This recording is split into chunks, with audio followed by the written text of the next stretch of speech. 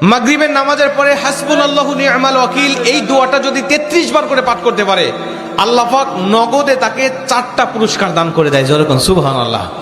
এবং এই পুরস্কারগুলো আপনি নিজের চোখে দেখতে পারবেন যে হাসবুনাল্লাহু নি'মাল ওয়াকিল এই দোয়াটা পাঠ করার কারণে আল্লাহ পাক আপনাকে কি কি বেনিফিট দান করেছে। 1 নম্বরে আল্লাহ পাক আপনার দুশ্চিন্তা, আপনার টেনশন আল্লাহ পাক দূর করে দিবে। আপনি যত বড় দুশ্চিন্তায় থাকেন না কেন, আপনার টেনশন আপনাকে একদম শেষ করে দিচ্ছে।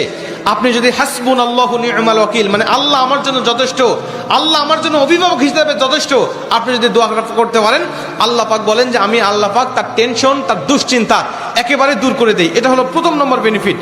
দ্বিতীয় নম্বর বেনিফিট হলো যে এই দোয়াটা যদি কোনো ব্যক্তি নিয়মিত পাঠ করতে পারে, রাসূল সাল্লাল্লাহু আলাইহি ওয়াসাল্লাম বলেন যে আল্লাহ রাব্বুল আলামিন তার বিপদ আপদ বালা মুসিবত আল্লাহ পাক দূর করে দেয়। এটা আল্লাহ পাক নিজেই তার জন্য সাহায্যকারী হয়ে যায়।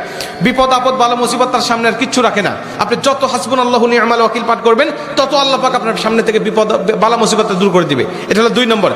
3 নম্বরে নবীজি সাল্লাল্লাহু আলাইহি ওয়াসাল্লাম বলছেন, যে ব্যক্তি হাসবুনাল্লাহু নি'মাল ওয়াকিল বেশি বেশি পাঠ করবে, আল্লাহ রাব্বুল আলামিন সে যদি কারোর দ্বারা জুলুম শিকার হয়ে থাকে, সে মাজলুম, তার উপরে কেউ জুলুম করেছে, তার উপরে কেউ কষ্ট দিয়েছে, তাকে এই কষ্টটা সে পেয়ে আল্লাহ পাকের কাছে হাসবুনাল্লাহু নি'মাল ওয়াকিল পাঠ করেছে, আল্লাহ পাক বলেন নিজেই আমি ওই মাজলুমের পক্ষে হয়ে যাই, জালিমের বিপক্ষে আমি আল্লাহ নিজের অবস্থানটা দাঁড় করা দেই। যেরকম সুবহানাল্লাহ। ভাই, আল্লাহ যদি আপনার পক্ষে দাঁড়ায় যায়, আপনার আর কিছু লাগে? আল্লাহ যদি আপনার জন্য সাহায্যকারী হয়ে যায়, আর কিছু লাগে? আপনাকে কোন জালিম আপনার উপর জুলুম করছে, আপনি হয়তো বা সেই জালিমের কাছে আপনি কিচ্ছু না, একেবারে তুচ্ছ, কিন্তু আল্লাহ তো তার থেকে অনেক বেশি শক্তিশালী। আল্লাহ পাক বলে যে আমি তখন ওই মাজলুমের পক্ষে দাঁড়া যাই, ওই জালিমের বিপক্ষে দাঁড়া যাই, আমি আল্লাহ আমার নিজের মতো করে আমি তখন বিচারটা শুরু করে দেই। যেরকম সুবহানাল্লাহ। এজন্য যদি কেউ আপনার উপর জুলুম করে, আপনি হতাশা হবেন না, আপনি কষ্ট পাবেন না, আপনি আসমানের দিকে মুখটা উঁচা করে বলবেন হাসবুনাল্লাহু নি'মাল ওয়াকিল নি'মাল মাওলা ওয়া নি'মান নাসির। আপনি এই দোয়াটুকু শুধু পাঠ করবেন, দেখবেন যে আল্লাহ পাক আপনার সব হতাশা, সব দুশ্চিন্তা, সব টেনশন আল্লাহ পাক মুহূর্তের মধ্যেই আল্লাহ পাক আপনার দূর করে দিয়েছে। যেরকম সুবহানাল্লাহ। এবং 4 নম্বরে রাসূল সাল্লাল্লাহু আলাইহি ওয়াসাল্লাম বলছেন যে তাকে আল্লাহ পাক দুনিয়া এবং আখিরাতের কল্যাণগুলো আল্লাহ পাক তাকে দান করে দেয়।